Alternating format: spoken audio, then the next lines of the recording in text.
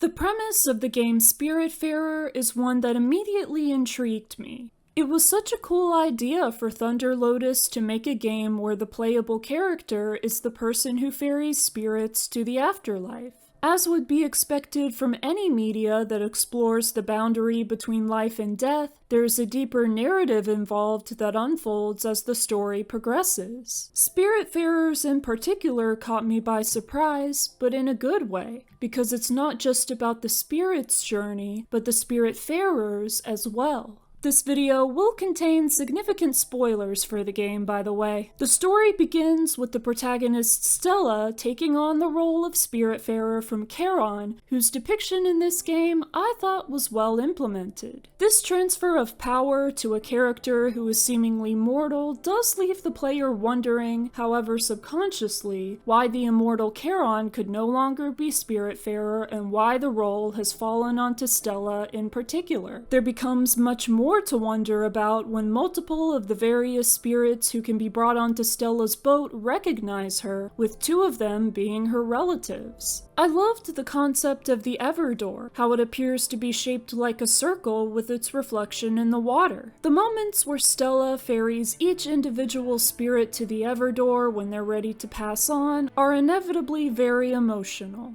At certain intervals of the story, of course, Stella encounters Hades. Since Charon, traditionally Hades' boatman, appears in this story, it's not hard to imagine how Hades would also be involved somehow. Hades' depiction in this story actually makes him seem more like Thanatos, the embodiment of death itself rather than the ruler of the land of the dead. Also, owls are typically associated with Athena. Anyway, through subsequent meetings with Hades, a surprising fact is revealed. Stella, like the spirits she interacts with and brings onto her boat, is dead. One then asks why she looks like a living human as opposed to a hooded figure or anthropomorphic animal like the other residents of the spirit world. We come to learn that Stella was not ready to die and didn't want to accept her death for a particular reason. She didn't want to be finished helping people. In life, Stella was a nurse who cared for patients near the end of their life after she failed to be there for her father when he went through the same thing.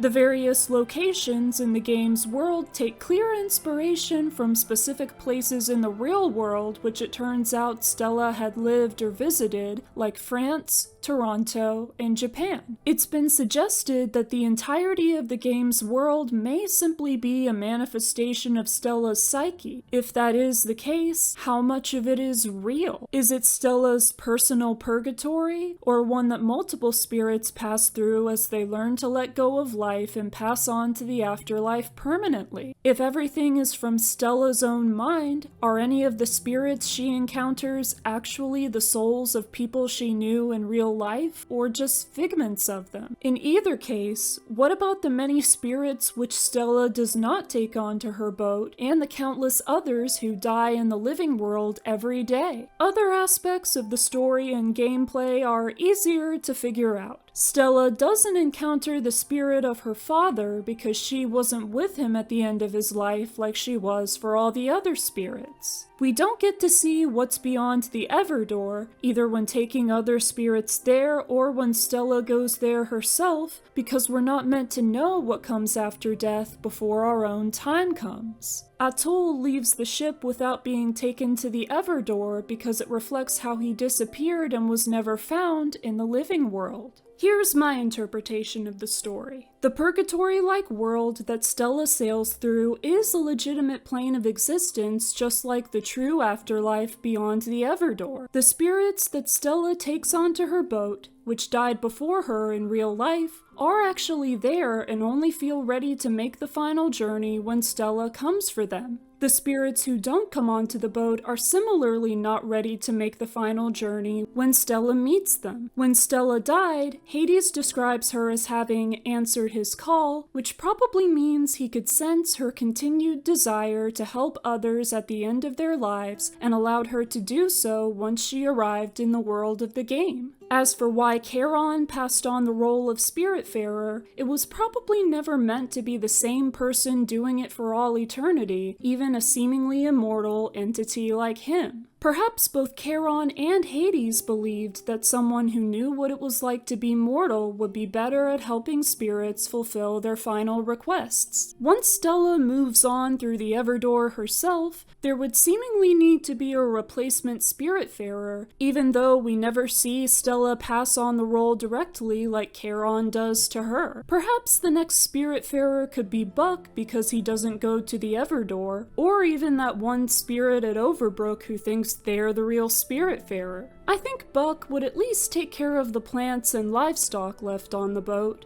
Since Lily acts as a guide for Stella, perhaps she could be a Spiritfarer like her sister when her time comes. Of course, Stella not passing on the role is possible evidence for the game's world having come from her mind and supposedly fading away once she moves on, but I still think there's more than one way to interpret the story events. However the game's story is to be interpreted, it definitely carries certain messages. Death is a sad thing, especially when it happens in an untimely way, but it's not really a permanent end as there is always something left behind after people are gone. I think that's represented in the game by constellations of spirits appearing once they've gone through the Everdoor, which remain in the night sky for the remainder of the story. Lily being able to speak to Stella and partially manifest in the game's world despite still being alive represents how death doesn't truly separate people because part of them always remains with those left behind.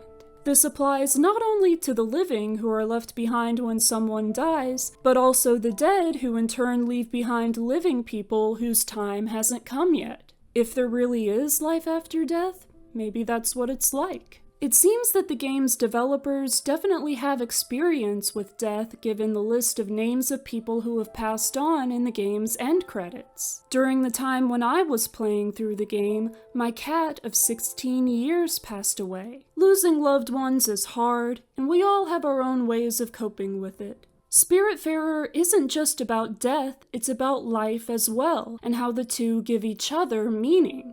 No matter what happens to us or those we love, we can choose how we respond to it. And I'm glad that the Spiritfarer development team created such a lovely work of art that embodies those aspects of the human experience. So what do you think? How do you interpret the world and story of Spiritfarer? Let me know in the comments. Thank you for watching this video. I've got videos on many different other games and media, so be sure to check those out and subscribe. I hope you have a great day, and I'll see you next time.